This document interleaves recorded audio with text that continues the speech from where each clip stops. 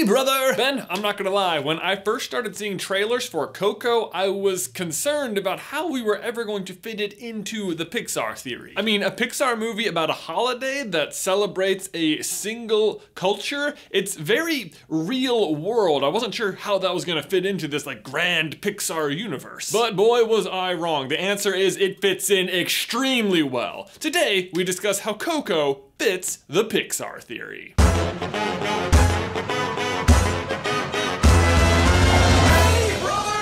Before we begin, let me just give a quick welcome to the world to my newborn son, Luke, who was born on November 29th. He is awesome. I love him so much. The Pixar theory, if you somehow don't know or just misclicked this video, is the idea that every single Pixar movie exists in the same universe on one giant timeline, starting with The Good Dinosaur and ending with Monsters, Inc.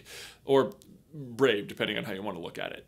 And time travel. And if you'd like a quick refresher or full recap of it, you can click this card right here to see the playlist of how we think every single movie fits in. But today's question is, how does Coco fit the Pixar theory? First, we need to go over a few other established things that are believed in the Pixar universe. Like, for example, how in the Pixar theory, it is believed that human emotions have the power to give life. This, for example, is how the toys are able to come to life. The cars' previous owners are who they get their personalities from. This is how WALL-E becomes so unique, and heck, it's literally what the monsters are harvesting in Monsters Incorporated to run their cities. All of that is apparently accomplished by human emotion, but Coco changes that by focusing in on the other side of the same coin and reveals that it's not human emotion, but human memory that gives life. And with that in mind, let's revisit Inside Out, where we get an up-close look at both memories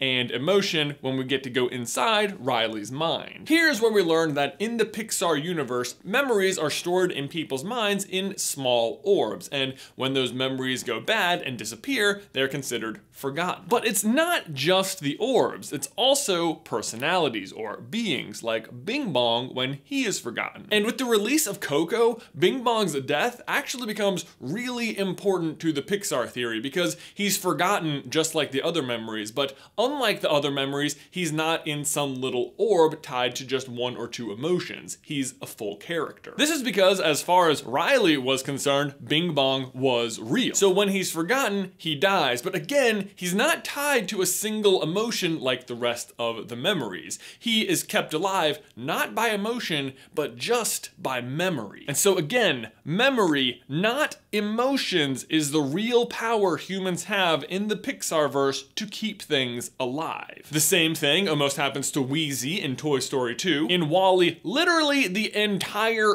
Earth is dying when 7 generations of humans later, the entire surviving human race has forgotten about it, including the captain. Define Earth. And yet, one little tiny plant grows. Do you know why that happens? I think it's because WALL-E is interacting so much with different human stuff and creating genuine memories again, which kind of reinforces the entire message of that movie and kind of suggests that WALL-E is alive. Because seriously, on the entire planet, after 700 years of Eve probes, one plant happens to be found near the last moving thing on Earth. Coincidence? I think not! And naturally, as soon as the humans begin to remember Earth again, lots of stuff begins to grow. In stark contrast to this, however, are the very non-human cars. Yes, the cars get their personalities from their previous owners, but at the end of the day, they are not humans, they are machines, and therefore differ from them in one major way.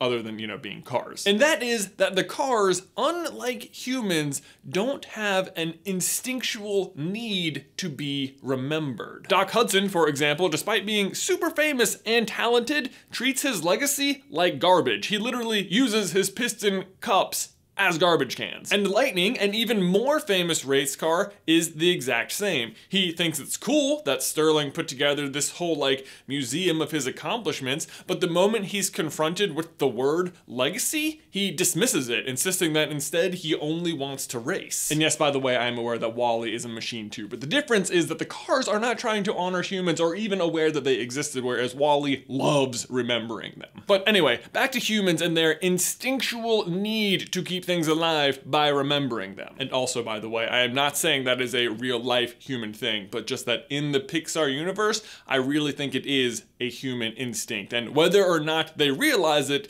that's an instinct because their memory is actually keeping things alive. Mr. Incredible is a great example of this, or maybe I should really say Bob Parr is a great example of this. He spent his whole life acting as someone who would always be remembered, but once the supers are outlawed and he can no longer be Mr. Incredible, he falls into a depression. He is afraid that if everyone forgets the old days, they'll also forget Mr. Incredible, and therefore Mr. Incredible will cease to exist. Which brings us back to Coco, where the citizens of Mexico, at least, have leaned into their biological instincts so much that they have actually created a pathway for their dead but remembered relatives to cross back over and receive gifts from them. So as a refresher, how it works in Coco is that on Dia de los Muertos, if your family puts a picture of you on their ofrenda, you are able to cross back into the real world. They won't be able to see you, but you can do it and you can accept their offerings, which is great. But the picture is only important in terms of getting back. Whether or not there's a picture of you up, you get to continue existing in the land of the dead as long as anyone just remembers that you existed. But once the last memory of you in the real world fades, so do you in the land of the dead, where you experience a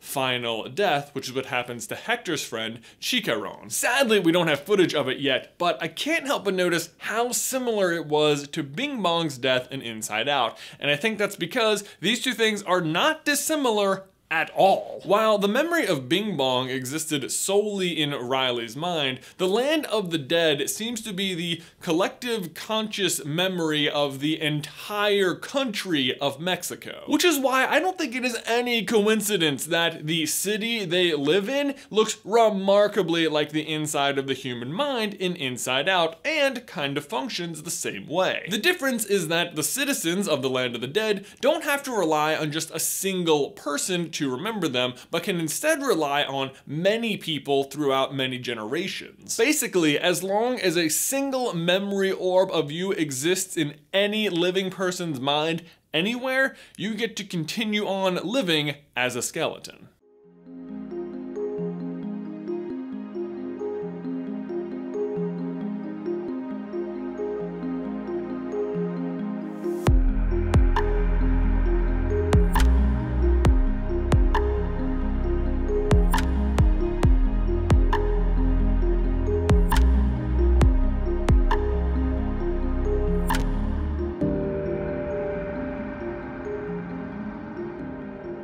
Coco, in a way, offers the most transparent view of everything the Pixar theory is about and built on: memory and emotions. Because the act of actively remembering somebody is maybe the most important theme across all Pixar movies. And that's important because I think it starts to reveal the purpose of the Pixar theory and the why of it all. Because how everything fits into the Pixar theory is endlessly entertaining and we love talking about it here, but to continue calling it a theory at this point almost feels like the wrong word. It seems more like a game or a challenge. People are constantly telling me that they have broken or disproved the Pixar theory, and my response to every single one of those people is, you don't get it. Because the goal is to make it work. If you've broken it or disproven it, you haven't done that at all. You've just uncovered a plot hole that the theory needs to be adjusted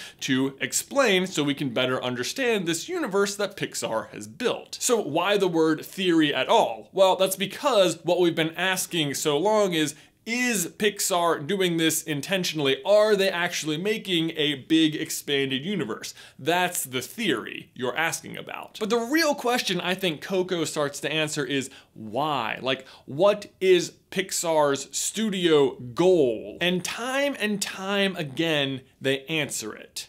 The goal is to be remembered, to encourage you to look to where you came from as a guide for the future. Because as long as something isn't forgotten, it's not really dead. I mean, it's literally in every single Pixar movie. We've covered a lot, but hey, let's go ahead and cover the rest. In Up, Carl is tortured by the memory of having lost his wife, but saved by remembering who she was and how she would have wanted him to live. And when I say Carl is tortured by the loss of his wife, I mean we are all tortured by the loss of Ellie. Ugh. Arlo's self-imposed guilt over his father's death and the belief that he'll never make his father proud controls him the whole movie until the ghost of his father appears to him and tells him he's him and more. Dory is pretty on the nose. I mean, her whole character is literally about memory, and her parents in particular may as well have stopped existing until she remembers them. It's a very like sad but relatable real life kind of situation where like Dory could have been looking directly at her parents, but because she doesn't remember them, it's like they don't exist. And then of course there's Brave, the glue that holds the entire Pixar theory together, where the witch, aka Boo, has spent her entire life in servitude and in search of the greatest memory she ever had, Sully. God, Boo as the witch honestly makes even more sense when you consider all of this, because it's like the cruel irony of her memory keeping her going, her always looking back at this time, but Sully is of course from the future. But there you go, Ben. That is how Coco fits into and explains the Pixar theory. If you have seen Coco, make sure you leave any Easter eggs you have found in the towel section down below. We found quite a few ourselves. These socks are amazing! Guys, as always, thanks for watching. Please leave a like on the video if you haven't already, and subscribe so you don't miss any future Pixar action from us. If you'd like to see the story of how my son was born, you can check out this video right here over on my new weekly vlog channel, or if you'd like the entire Pixar theory explained, you can click on this little playlist right here and it'll take you through the whole thing. But Ben, that's all I've got for you today, man. I will see you in another life, brother.